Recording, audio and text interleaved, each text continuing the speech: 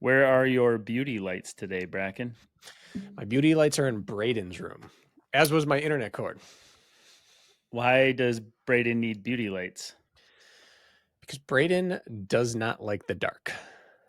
Okay. So we reconfigured his room over the past few weeks. He's got his bedroom, which has his bed, obviously, his dressers and such, and all his knickknacks and trophies and carding and stuff. But he also has a simulator, which is the whole rig. It's got a race car seat. It has a frame to it. It has the steering wheel, the pedals, optional manual shifter. He usually paddle shifts, but it's got the stick on the side, and then it has we have a screen in front of it. Plus, he's got the gaming computer in that spot. So it was getting very, very crowded in there. So we found a loft bed, and now we have the rig underneath the loft bed to free up space. We did all that, but in the process, I broke his LED light. He had a LED strip light that wrapped around, and I broke one of the connections on it. So I have been putting my recording studio light in there at night, and then it was not charged today. I mean, you still look good, just not as It good. doesn't pop. You don't pop. I mean, I think your background doesn't pop as much. Yeah, I'm always muted, but the background needs to pop. That So, sounds and like he had the internet cord as well because he's on iRacing, and you need a good internet connection for that. So that sounds like a college dorm room setup. The lofted bed with the yeah, stuff under it. That's how we always had our rooms. yeah, it Brings me takes me back. back. Uh-huh. All right, I have one thing that I find this is I find personally amusing about what's I'm getting myself into this upcoming weekend. Okay. And I don't have any stories for you yet, but I anticipate some on our next training Tuesday. So I just want to set the stage here real quick, and then we'll get on with our episode if that's cool. I like a cliffhanger, or I like being titillated. So All right, well move on. I'm going to titillate you. So no, this is not titillating, but it's amusing. So Jess and I are going camping this weekend, Thursday through Sunday, taking the camper. But we didn't decide this until Sunday or Monday night. Real like in the last 24 to 48 hours. She's off of work anyways, wanted to plan just like a little weekend away. Anyways, you know how finding a last minute campsite is, right? In the summer, it's near impossible.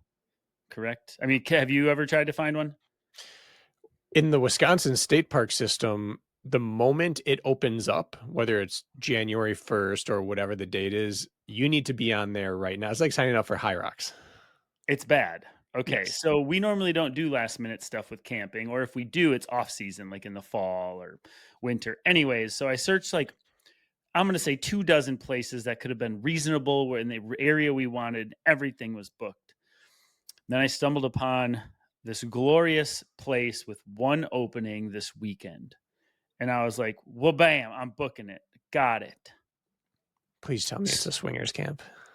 So little did I know, on the top of their website, it says like LBGTQIA friendly, and then it says no means no, and then it says, I'm like, that's interesting, but Is a whatever. swingers camp. So, oh, it gets better. All right. So this campground, which is in northern Wisconsin, is a clothing optional campground. And one of the main tag things on their website is like some Swingers of America club. And they're having a DJ foam party on Saturday night. And I was like, Jess, are we still going to this place? And she's like, oh, we got to go to this place. So me and Jess are going to a clothing optional campground this weekend to have our nice little humble weekend getaway.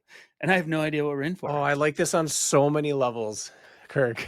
How did you know this existed? I didn't know this was a thing. I want to be very clear. I didn't know this thing existed, but I'm aware that this type of thing exists.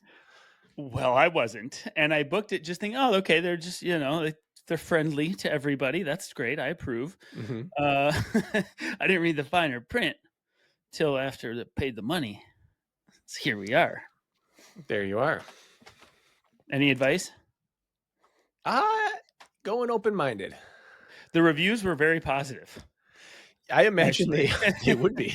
They were very positive reviews, mostly 5 stars, a couple negatives, place feels a little cliquey, like, sometimes people already have their posse, you know?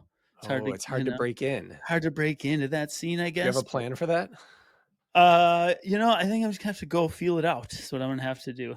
Yeah. Our intent isn't to spend a lot of time at the campground, it's to go adventure during the day, but Right. I can't imagine I don't come back without stories. Generally, noise pollution is my only, like, Right. negative complaint with a campground. If you don't wanna be interacting with people, you don't have to. But there's gonna be some visual interaction for you this weekend that's going to be unavoidable. Uh-huh. Yeah. And this is back in high school, there was a gentleman's club, and I use that term in the absolute loosest of definitions, Mhm. in Wisconsin called bean snappers, and I'm sure Oh, yeah, I've you're been to aware of Bean Snappers. bean snappers, but Well, once in college we went.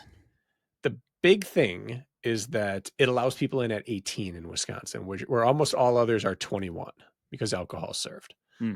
Bean Snappers was famous because it allowed you in at 18, and so high school seniors could go, and it was this rite Mhm. of passage. And universally, it was disappointing to most people because at this point, they've only seen what a gentleman's club would look like via movie and TV show. And they're expecting runway models. Mm. And they get into rural Wisconsin, and you get rural Wisconsin. I'm not And expecting runway models, if and that's what you're getting at. yeah, and so what I'm getting to is I've lived in the Midwest most of my life, and I've been to the Northwoods, Wisconsin, enough to know that you're going to get some run of the mill, blue collar, good old fashioned Midwesterners up there, and it's going to make for a heck of a weekend. Mhm. There were a number of reviews saying, like, "We didn't know this campground was this way, but we still had a nice time," and that Mm. and there was some, like, let's call it people who didn't go there for that reason, which I would include ourselves in So it's that, I not think. hedonism. It's not like everything is in your face and that's why you're there. You could still have a good time there without it. I believe so. Jess is really trying to figure out how she wants to handle this herself Well, if yeah. it's hot in the day. So, anyways, I'm gonna get Oh, back is to you she folks. considering You joining the know, natives? it's that wouldn't be anything she'd ever consider in the realm of possibility, but I don't know. Yeah. I don't know. Tan lines be gone, I guess. I'm not sure, but I'll keep you posted. I my I have a lot. We could do a whole episode on this, No, honestly. no, that wasn't my intent. I, in fact, would we can move on already. Well, you didn't prepare me for this. I got lucky with that guess. This was this that Oh, was a lucky. true guess. Uh-huh. I was more just hopeful than everything. I Well, didn't think it would stick. I aim to please. If I had to go to a clothing optional anything, I don't think I would choose northern Wisconsin in summer because the bug situation is borderline out of control most places. I assume it's in a place where they don't do a lot of like mosquito fogging and stuff because of the DNR and everything. So I wonder what it would even be comfortable to expose there. Can't tell you.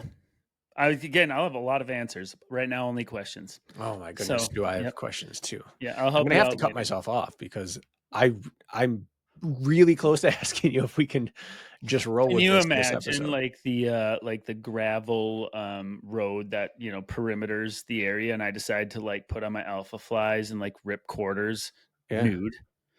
Oh yeah. And they're like, no, but I mean it might get some looks, but like not totally unexpected.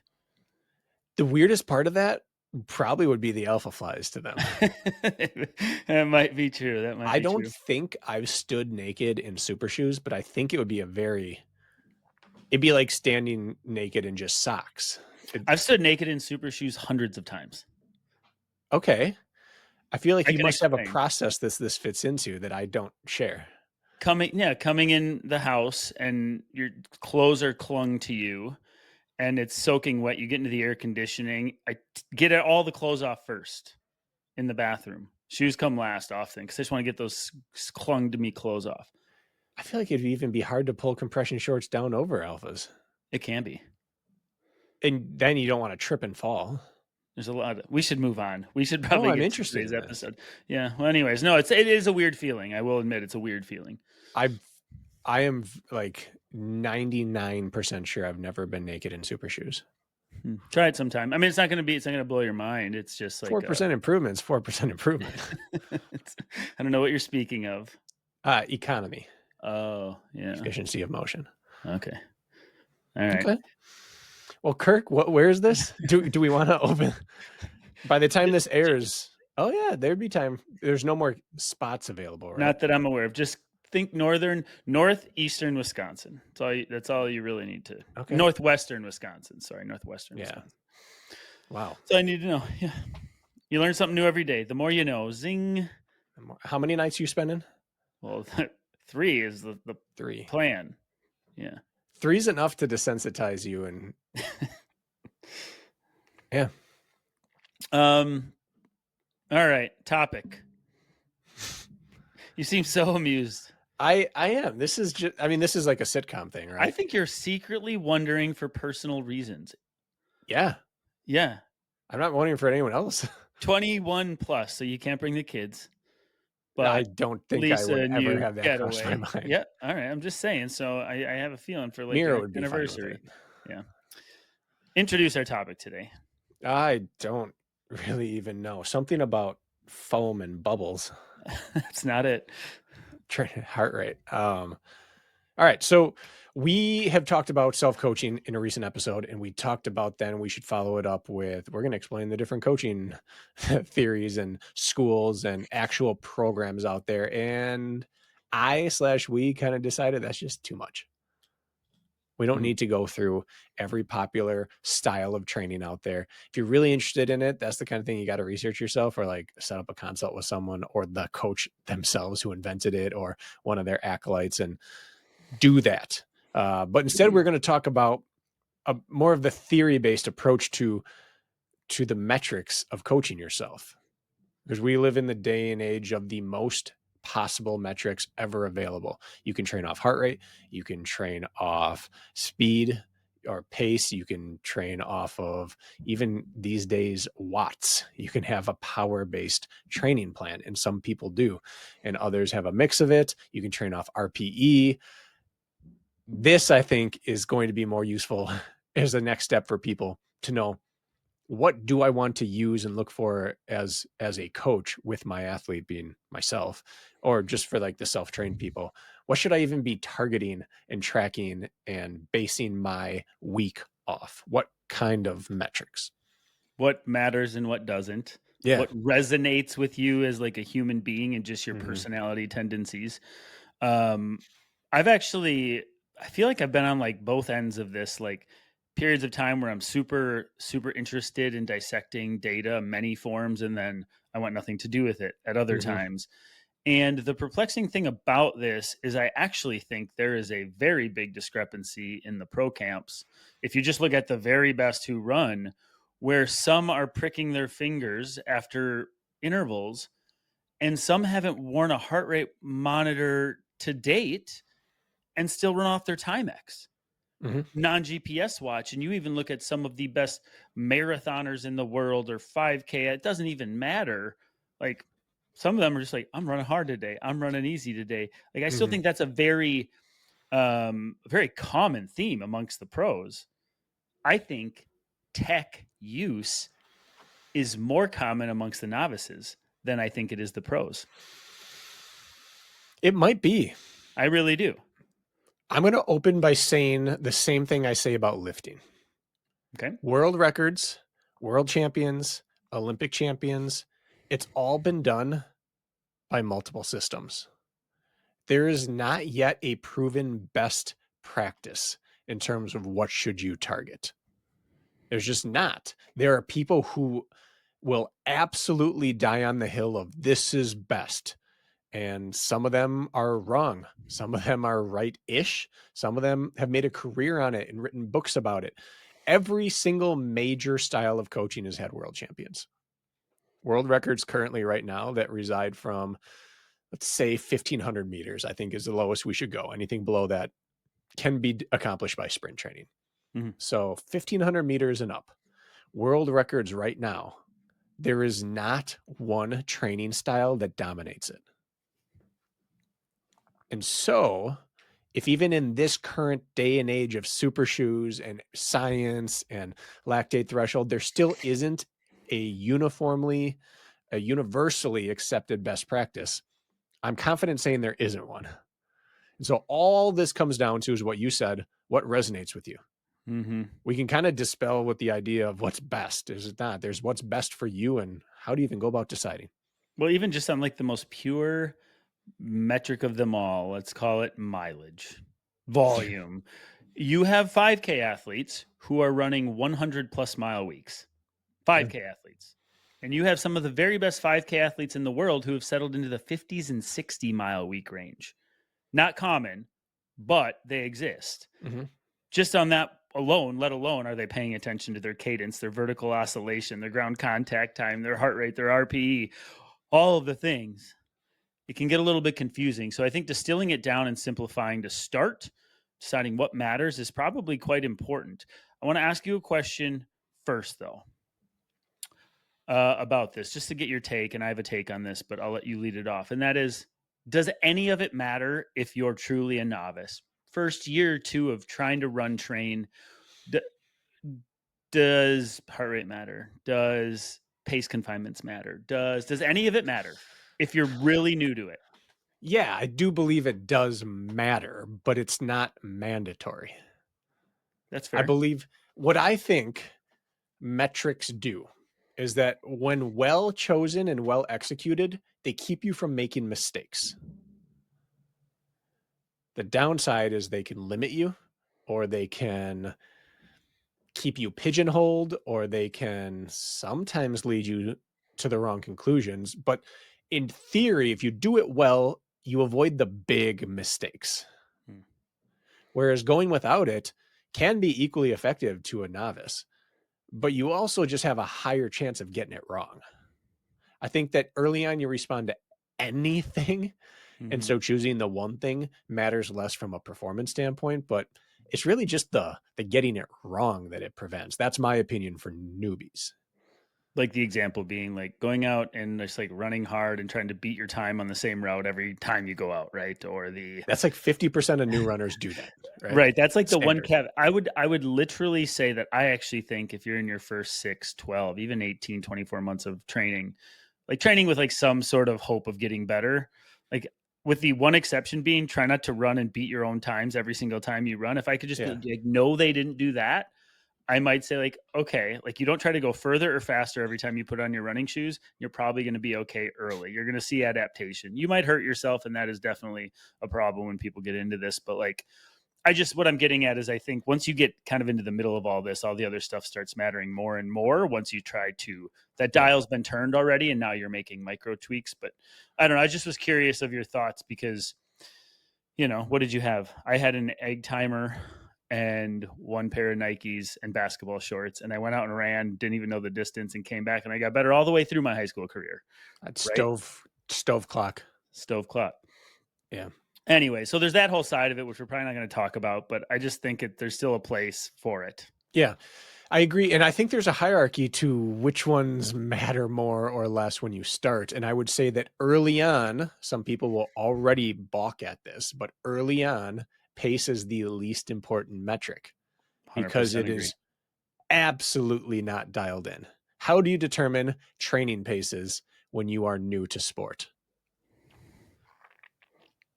You tell me. You would You race or guessed. time trial, right? Of Yeah. some sort. You would perform a test of some sort. And how long is that metric going to be good for? Hopefully not very long. Yeah, and what are the odds you even race or time trial close to what you actually can do in your first attempt? You're going to pace terribly in that attempt. And so I think it matters the least then, and it's going to change so rapidly. And early on, you're going to have a deficiency. We all have deficiencies. Like our scales don't, most of us don't balance perfectly with our aerobic development versus our anaerobic and our skill and our efficiency and our running economy. But early on, you're going to have massive differences between all of those things. And so your scales are going to be so massively imbalanced that taking a pace and extrapolating it to other training paces is truly a fool's errand at that point. in my opinion. Well, this is an opinion-based podcast, sometimes backed by facts and sometimes not. So your opinion's valid here. Yeah. I Yeah, and I think the tough part about all of this, if you're trying to figure out what matters and what doesn't, is like the conversation we've had before in the past about like none of this is linear, unfortunately. And so if I run 8-minute pace today, like I should be able to run 7:58 pace tomorrow, and then the day after that 7:56 pace, and then my heart rate should get a better and better response. And like it's just there's so many factors that go into this between recovery, fatigue, stimulus, temperature, illness, that like all the metrics can't be trusted all the time Right. either. So it's like a tricky thing because it's very easy to get caught up in it. I don't know about you, for example, but we are in like the dog days of summer, and most of Hmm. you listening know that. And how many conversations now are you having about pace versus heart rate, or workouts being tanked, or can't keeping your heart rate down on recovery runs? And if you allowed those sort of metrics to be factual and get in your head, you'd think I'm a giant POS and my fitness is going only one direction, and that is south, when it's an environmental factor almost exclusively right now. And so I guess muddying the waters before we clear them up. But point being is like, can any be trusted as fact at all times? I can't say with 100% certainty yes. I cannot. Which is So why what I ma- like to triangulate things, right? yeah. So what matters to you then? What do you find the most useful for yourself before we help people figure it out for themselves? For myself, I would say that for between 50 and 75% of my training volume, whether I am in a big block, whether I am just exercising, whether I am somewhat taking it seriously, somewhere between half and 3/4 of my volume is done solely by respiration. I Huh. would I would say it's almost indistinguishable from RPE for me. I call it feel, call it rate of perceived exertion, or call it going by respiration.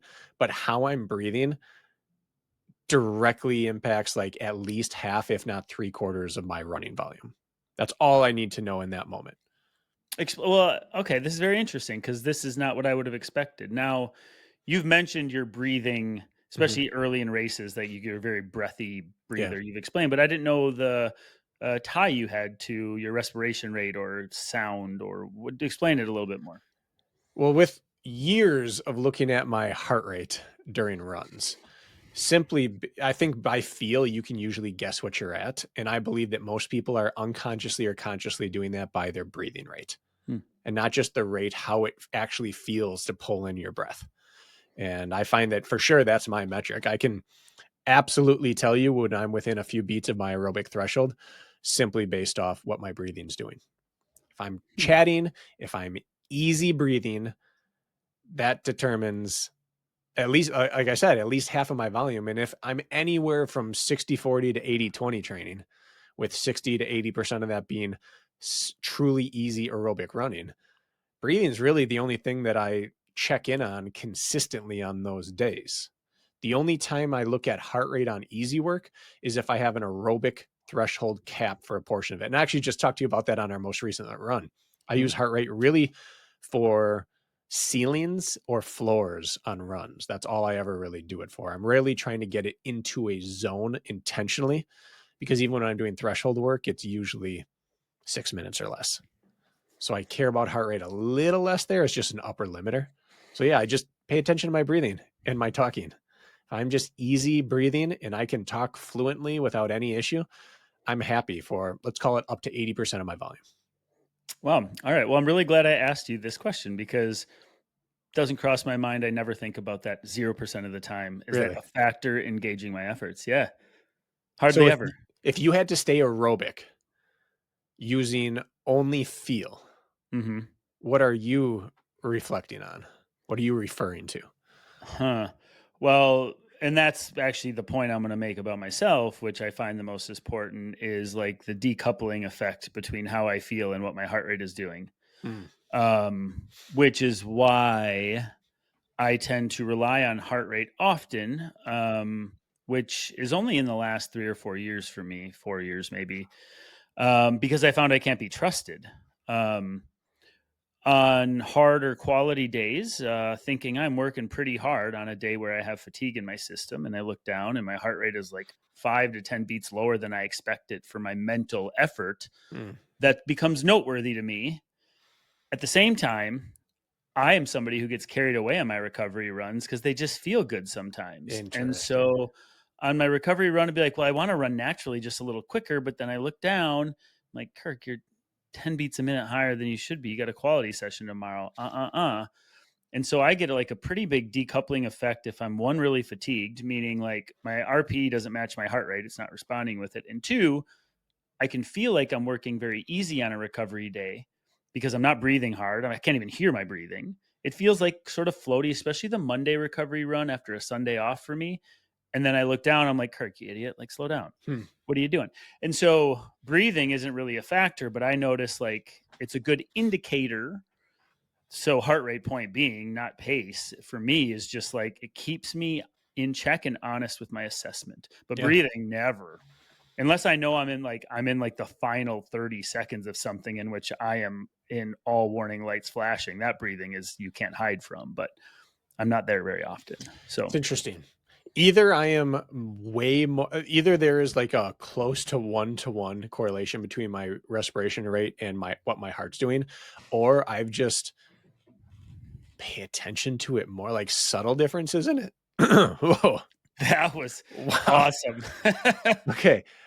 We made some Just- pasta last night, and it was dill pickle pasta salad. And that just came up with a voice crack and a hiccup at the same time. And now I just have dill pickle in my mouth. you just looked like a deer in headlights when that sound came out of your mouth. It was so strange. That was Tried to amazing. silence a hiccup and my voice just went like, well, I hope probably that comes 10th through in grade me. audio. Don't It will. cut that out. Continue. No, I'll keep that in there. And I don't like the taste of pickles at all. So this is extra harsh for me. Life is hard. Well, I spent a lot of time in Colorado breathing like audibly because of altitude and paying attention to it on climbs. John Yatsko and I had gotten closer at that time, and he was all on the Maffetone method at that point, which was not exceeding, let's just call it aerobic threshold, but running right near it all the time. And I was doing a lot of uphill work at MAF, at your maximum aerobic function. And I had a heart rate monitor on and I was watching it constantly, but just like for whatever reason, breathing is something I hear. And maybe I don't breathe harder than anyone around me. Maybe I just notice it. But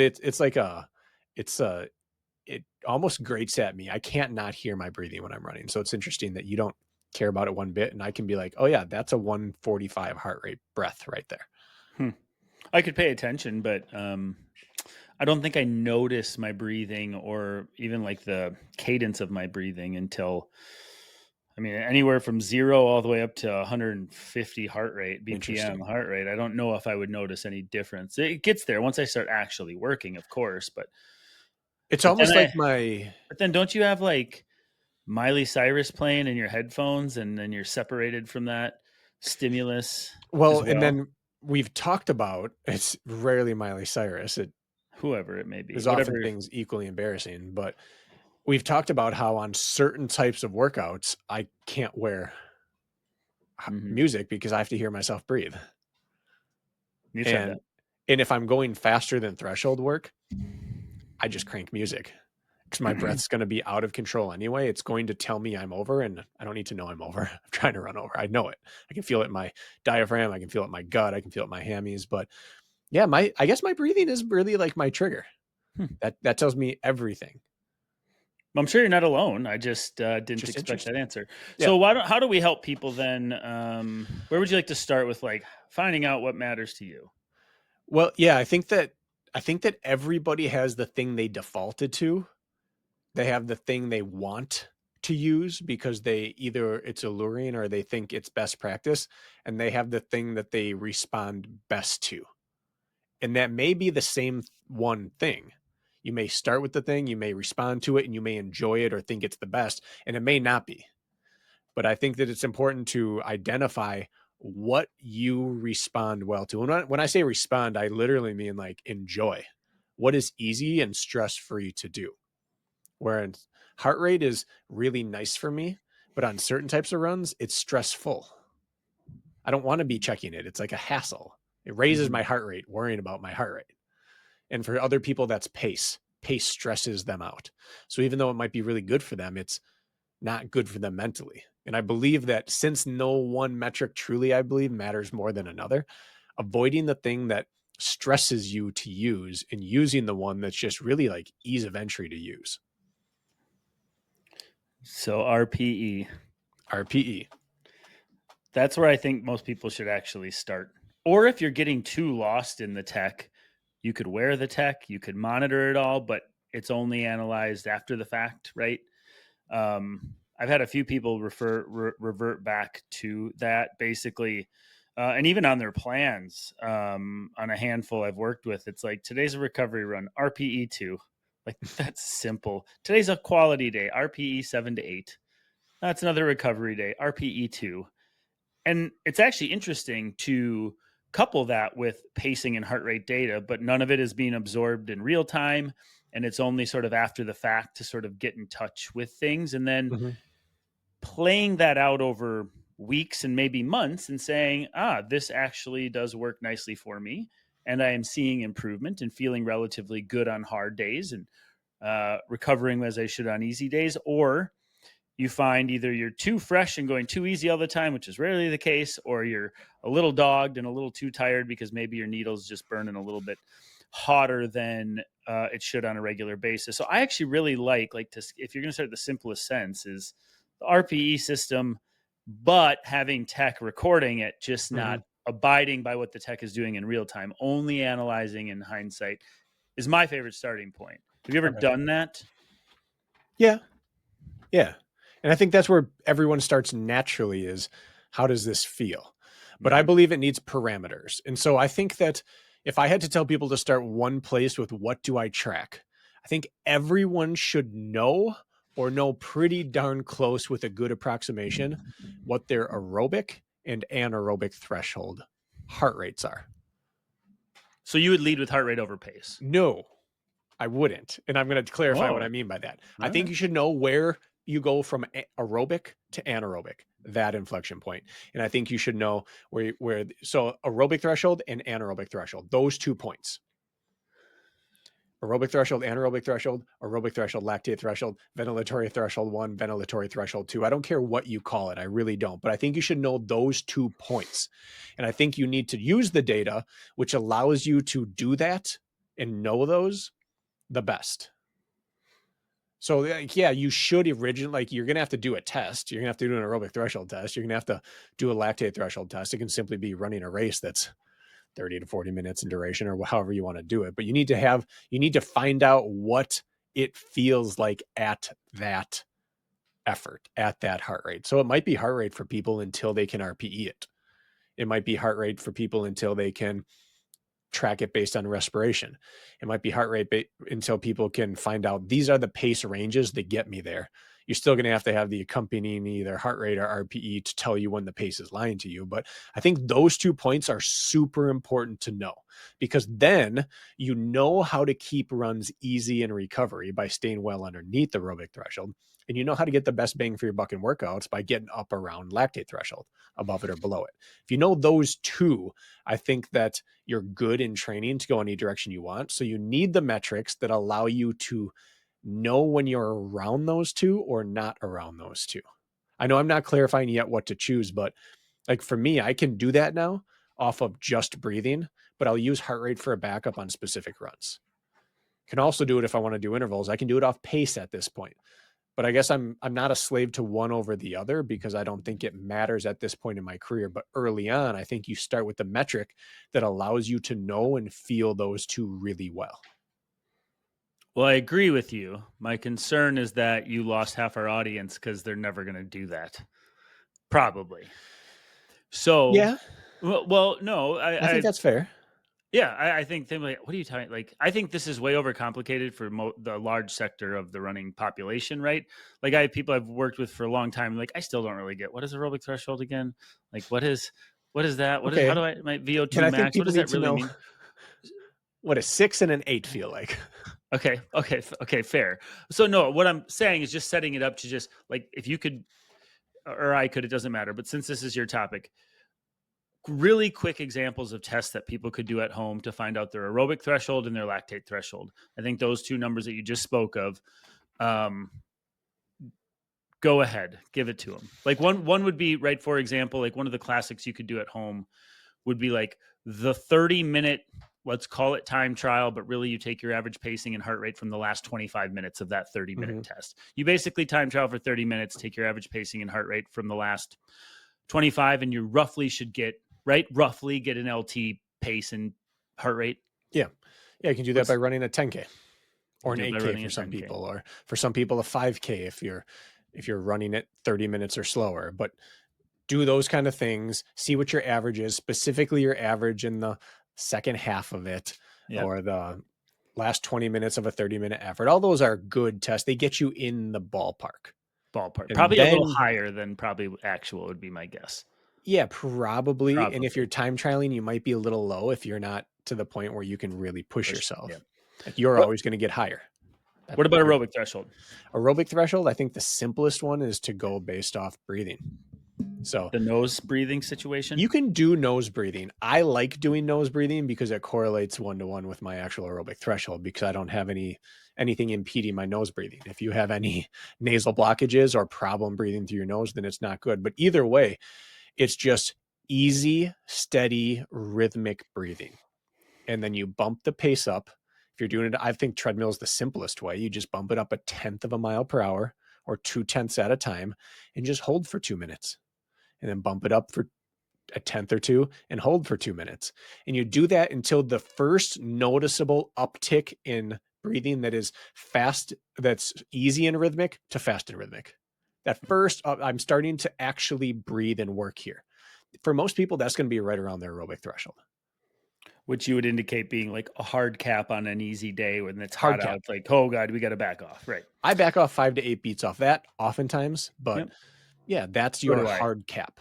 I don't want to ride that line at all on a true recovery day, but nonetheless, if I'm doing quality work. If I'm not doing quality work, you can stay there a lot of the time.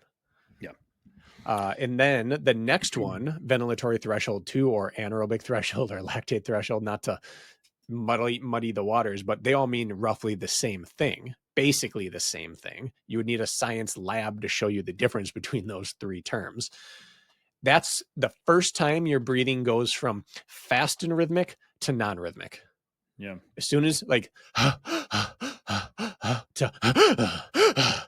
that slight difference from a rhythm to non-rhythmic. So the first one is easy and rhythmic to fast and rhythmic. As soon as it goes from easy and smooth and rhythmic to one of those variables changes up, you're probably right at your aerobic threshold. And the second one is where rhythmic stops being 100% metronome. That's lactate threshold. You can do it just off breathing. You have your 2 thresholds. Now you check your heart rate where you're at that moment. You can check your pace where you're sitting at that moment. You can learn what your breathing feels like at that moment. And now you have your 2 places to base all your intensities off of. This is a total tangent, and know-it-all Ian Hosick will have to chime in here because he's the one who talked about this at Nike. But the critical velocity test, which is one of the most painful tests out there. The critical velocity test, I think it's 3 minutes. Is that right? The 3-minute test? Does that sound right to you? I thought so. I don't know what critical velocity is used at in training, but this critical velocity test is where you literally, it's a 3-minute rep, let's say. I'm going to pull it up precisely as you talk. Yeah. I'm not guaranteeing what I'm saying is 100% accurate, and you sprint as if you're running 100-meter sprint, but it's for 3 minutes, and you basically die the fastest miserable death. And you literally hang on the edge of bursting until 3 minutes happen. And then you take the average heart rate or average pacing of that effort, and it's used to indicate something. And this is me, it just sprung this memory, and I'm trying to figure out what that's used for. But it sounds like the worst test that's ever been invented because it would be horribly painful. That's like racing 400 meters and then told you have to go 2 more laps. Bad. What does it say? Yeah, so that's the way he's always explained it, and I've never heard it talked about that way anywhere else. Okay. I'm I'm distracting us, but it made me curious. Yeah, I mean it's an advanced method of testing and then you plot it based off. You basically plot a graph, and then you can see like what your maximal sustainable aerobic effort is and things like that. But it's it. I don't use critical velocity with anyone I work with. I haven't either, but I would only prescribe that to my worst enemy.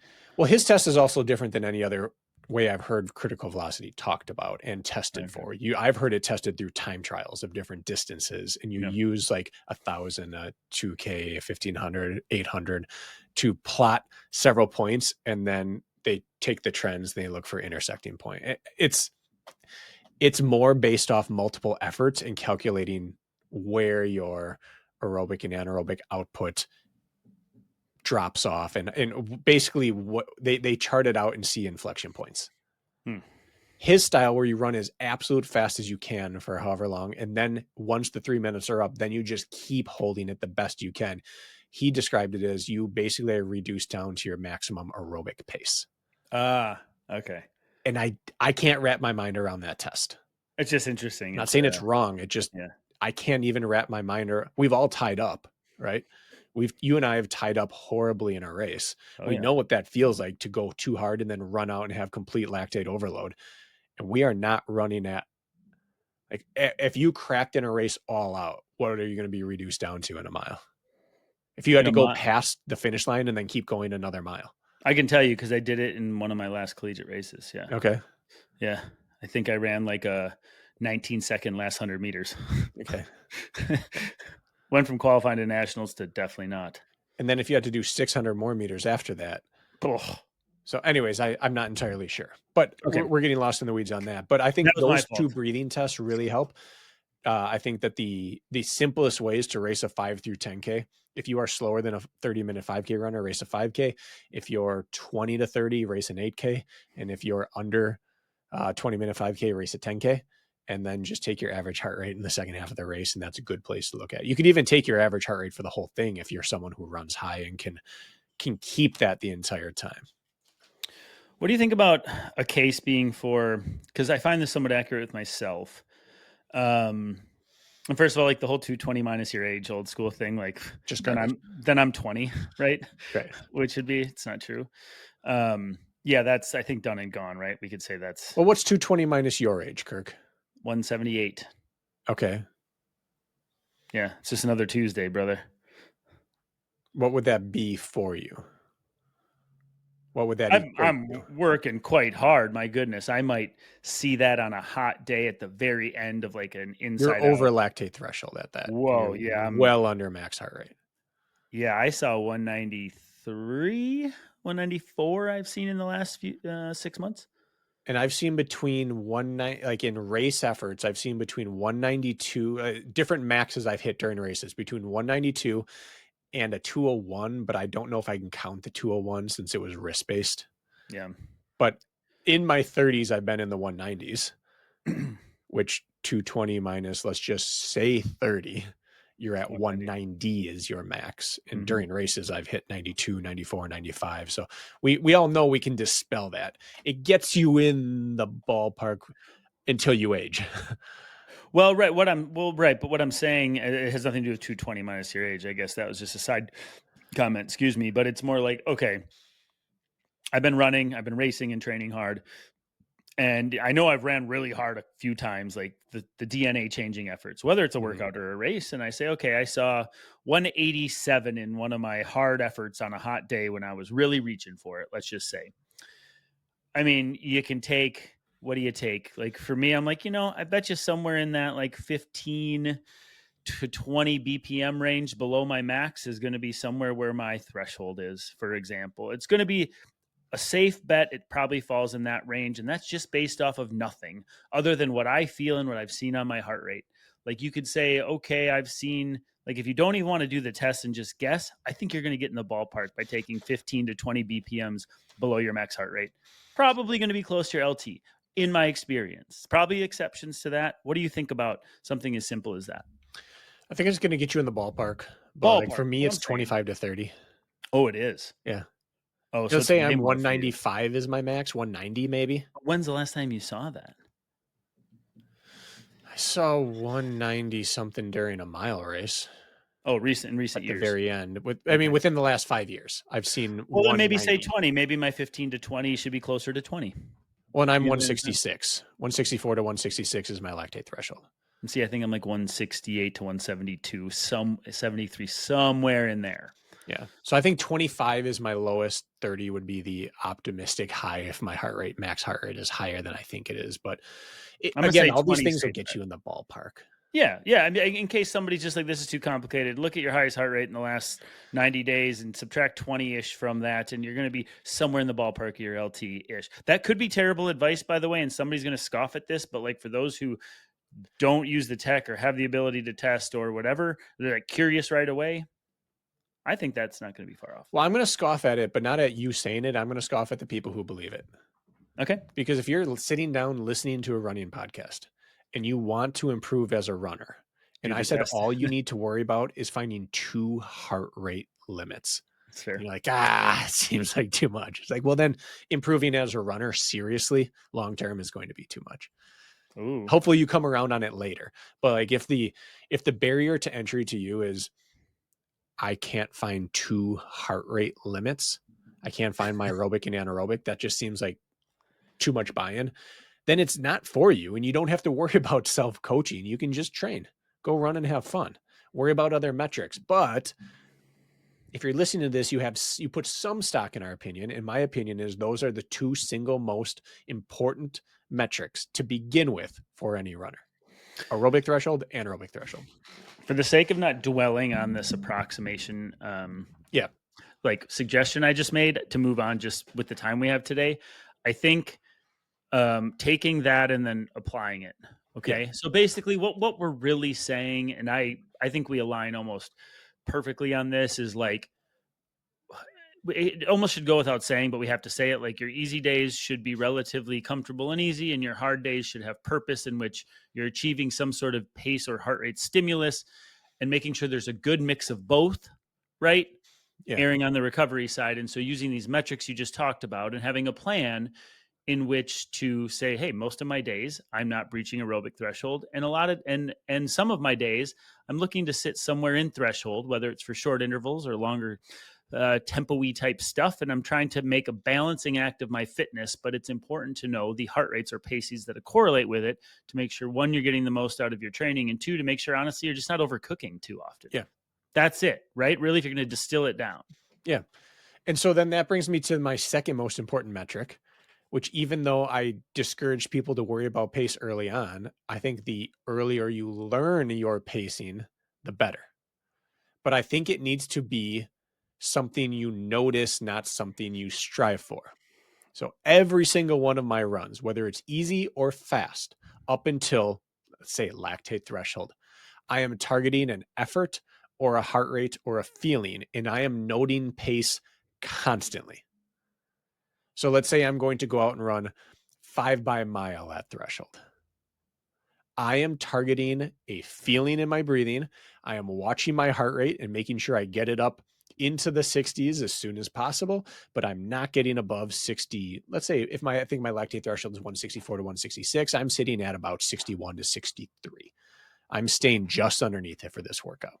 So those are my 2 guidelines. I need to feel and breathe the way I know it feels at that, and I need to see the heart rate corroborating that. And then I notice the pacing. During rep 1, I notice what pace am I running here. And during rep 2, I start right out at that pace. And I notice what happens during it. But I'm never searching for the pace during, but I need to know what the pace is so that I can track progress. And eventually you find out, what are my paces in cold, in moderate, in warm, in hot, when I'm tired, when I've been doing big volume, when I've been rested, and knowing all of that gives you paces to shoot for in races.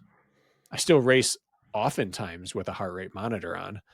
RPE is really tough early on in a race, but that's why I talked about triangulating early on. So I have my breathing, I have my heart rate, and I have my pace. In practice, pace is usually an accompaniment to the first 2, unless I'm working very hard or shooting for a pace. But that happens in like 30% of my workouts that I would consider quality. What if you're feeling the vibes? You're feeling the vibes of the session. You reaching towards the end of those mile repeats and letting that heart rate drift up 170, 175 as you kick home on your last rep? Or are we talking we are in the purpose of today is threshold and I am living by my parameters. Real talk me here, Bracken, because a fault of my own is just, sinking in, not even really paying attention to heart rate on some of these days. Mile repeats, I've never done a threshold mile repeat session in my entire life, for example. It's more Interesting. like a overspeed day for me. Like, yeah, I've just never done it, for example. Yeah. So I'm just curious about that. Like when you're just so people don't have a misunderstanding like of what expectations of sessions should be. Yeah. So again, I'm going to preface that with a statement, which is what metrics did you choose and why? And if I chose for this theoretical workout, I'm running threshold here and just under, then the pace does not get to supersede those two metrics. It's cool if I end up running faster towards the end, but it has to stay within the confines of my 163 cap on this workout and that feeling of rhythmic fast breathing. I don't get to get ragged and I don't get to exceed 163. I do whatever I want with pace in there as long as those two things are accurate. So no, I don't on days like where the purpose is not the pace, I don't chase pace. Hmm. On days where the point is to work hard towards the end of the workout, I rip when I'm feeling good. Yeah. Okay. But more I was often just than not, I'm not.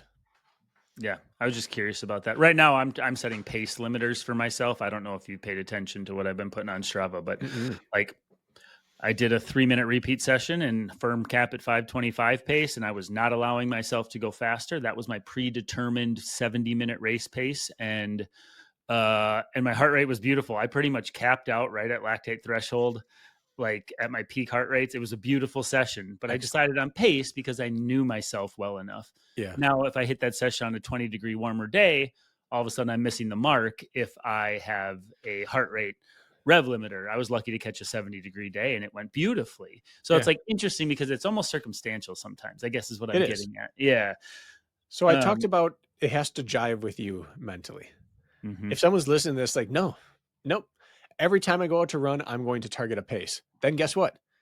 Pace is your metric, but you have to have guardrails built in for those paces. You have to do the same thing via pace that I do with heart rate. If I think 164 is the 164 to 166, depending on the season of life for me, are numbers I've seen for lactate threshold, I set a hard cap at 163 in any given workout to avoid that. And if you think, well, I've seen between 8-minute and 820 pace at threshold in different seasons of this year, then guess what? You're setting an 825 pace cap. It's the same process. You might feel great that day, and now 825 feels easy and you get more reps in, but you're still not chasing pace because you set a cap on the workout. Now, if it's a Mhm. workout where the intent is 5 by a mile on 3-minute rest, best cumulative average, then you go after it. But either way, you're starting the rep based off the metric you chose that you like and that allows you to hit the intended benefit of the workout. So I don't care if you're heart rate based. I don't care if you're RPE or respiration or pace. I just want you to know how to utilize it. And half of utilizing comes down to enjoying it. Mhm. I truly believe that. I agree with that 100%. I'm just thinking too, like, because I don't know about you, but I'm, consuming like a good bit of YouTube. Like, they bring us along for their pro track workouts now and stuff. And Right. track is different. And a lot of these athletes are looking to like sort of peak for this summer racing season and Right. make their national team and then go to worlds. Like everything is just pace. It's like, run 64s, Nico. And then he goes, Mm-hmm. nobody's talking about heart rate. He doesn't have a monitor on. Run this. You're going to come through the mile in this. And like what we're being fed largely and what we can see out there, you don't see Mike Smith being like, all right, peg it at 168 beats a minute and stay there. Right. Like I haven't heard that one time. And so it's just interesting because we're being fed pace is what I'm getting. That's all we see from what's given to us on the. I mean, maybe there's some exceptions, but what 95% is what we're seeing from these inside access stuff. Yeah.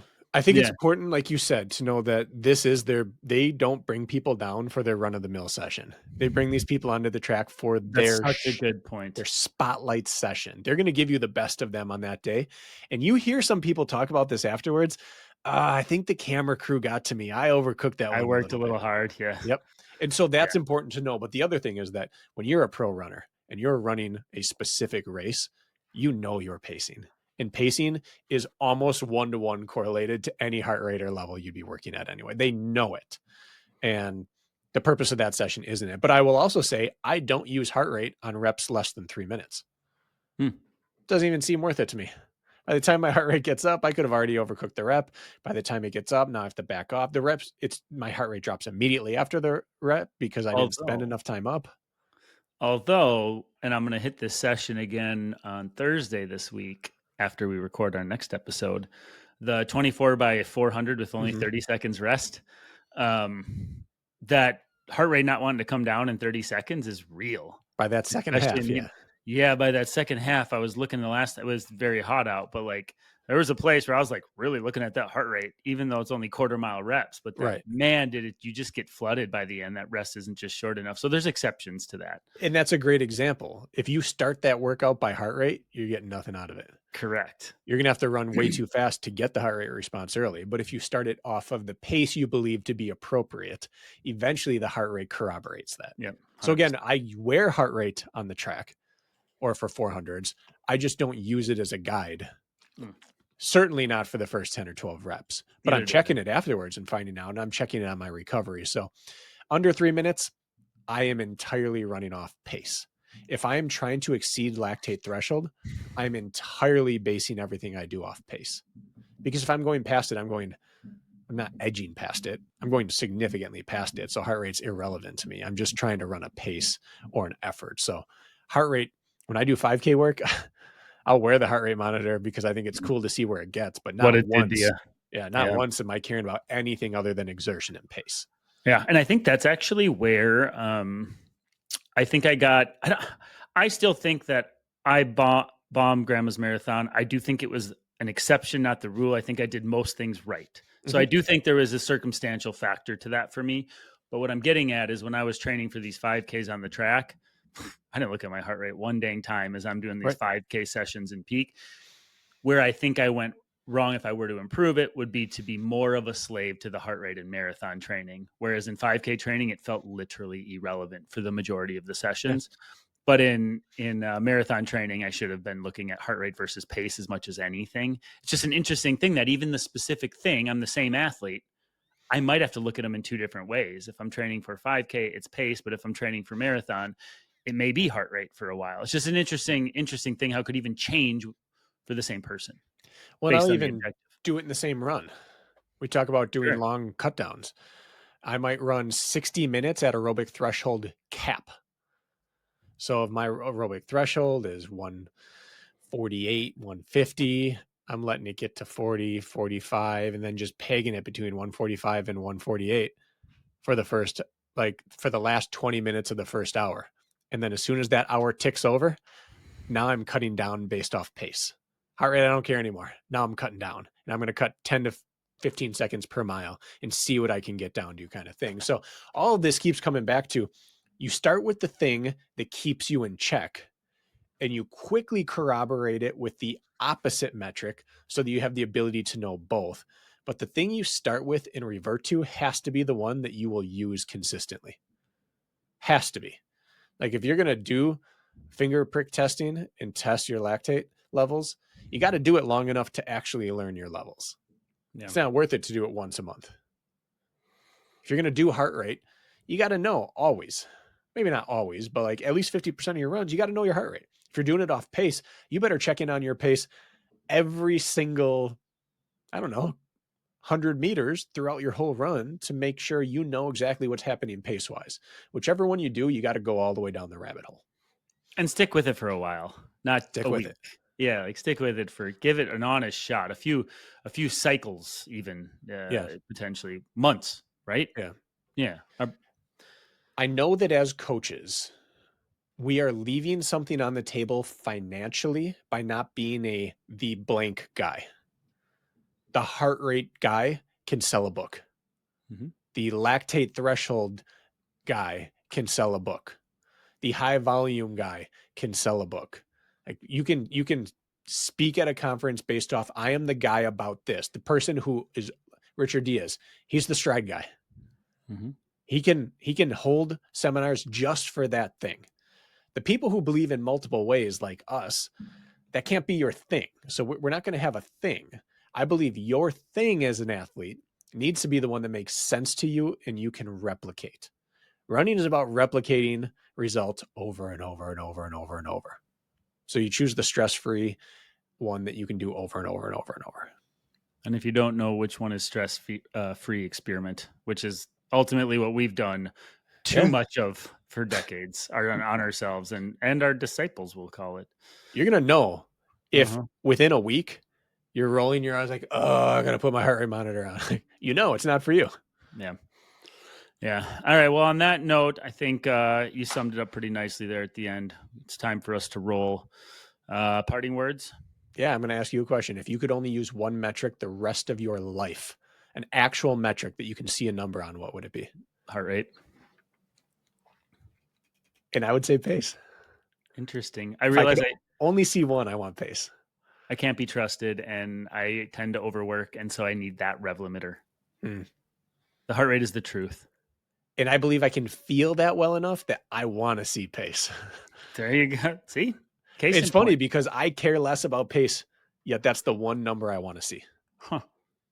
And I would also argue I care less about heart rate, but it's the precursor to my pace. So, and the sustainability of it. So interesting. All right. Teach your own. Thanks for listening, folks. See you in a few days. Kirk, keep your clothes on. Yeah, right. Yeah, right.